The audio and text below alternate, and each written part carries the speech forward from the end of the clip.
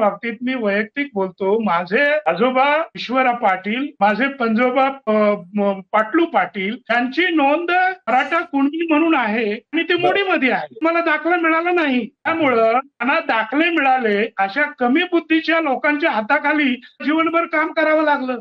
ते का झाले माझे साहेब, तर त्यांना तो दाखला मिळाला म्हणून.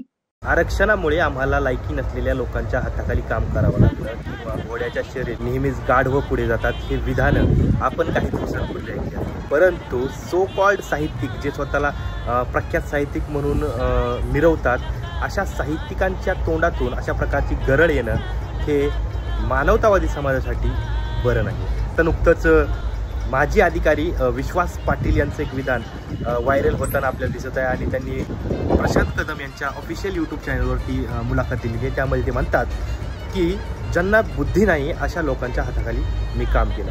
आणि दुसरा एक फोटो तुम्ही पाहिलाच असेल की जो मराठा आंदोलनातील एक पोस्टर हातात घेतलेला मुलगा, ज्याच्यावर त्यांनी लिहिलेलं आहे की आरक्षण तर आम्हाला शिक्षणासाठीच पाहिजे, तुमच्या 7 पिढ्या देखील आमची बरोबरी करणार नाही.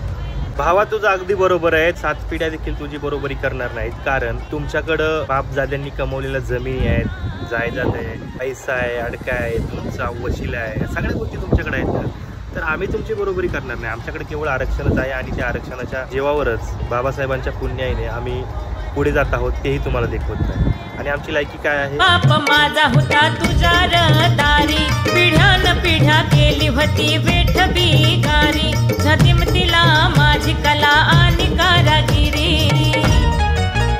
हाता पायाला चिरा माझ्या कधी रगत सुकलं नाय, हाता पायाला चिरा माझ्या कधी रगत सुकलं नाय.